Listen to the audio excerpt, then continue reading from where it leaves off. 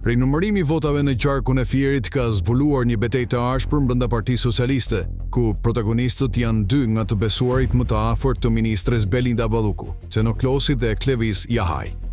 Të njohur si pjesë e grupit të ashtu quajturit Çuna dhe Belës, të dy garues në listën e hapur të Partisë Socialiste, por duke se fushat e tyre nuk u zhvillua vetëm përballë opozitës, por edhe midis njëri tjetrit.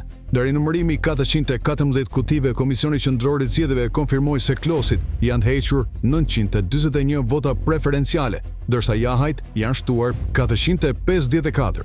Duke krijuar dyshime serioze për manipulim votash në favor të zëvendës ministrit të infrastrukturës.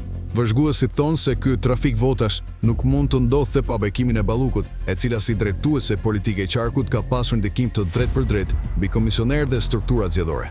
Kjo përplasje ka nxjerrë në pa jo vetëm lojërat e brendshme të Partisë Socialiste, por dhe përdorimin e pushtetit administrativ për të ndikuar në rezultatin e zgjedhjeve.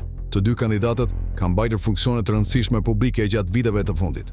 Xenoklosi, aktualisht zëvendës ministër, është në hetim nga SPAK për korrupsion, mashtrim dhe falsifikim dokumentash. Ndërkohë Jahaj drejton agjencinë kombëtare të udhësjellësit dhe është përfshirë në tendera me vlerë të mëdha, të cilat kanë përfunduar në duart e kompanive të lidhura me pushtetin. Ndërkohë që Jahaj është viktimë e humbjes së votave, nuk është e qartë nëse ai është objekt hetimi i SPAK. Megjithatë, dorëzimi i tij detyrës për të marrë një mandat deputeti shihet nga analistët si përpjekje për të përfituar imunitet politik për të shmangur ndëshkimin e mundshëm. Skandali në Fier është një tjetër dëshmi se sistemi zgjedhor dhe gara preferenciale janë të kapura nga interesat të brendshme politike dhe korrupsioni institucional.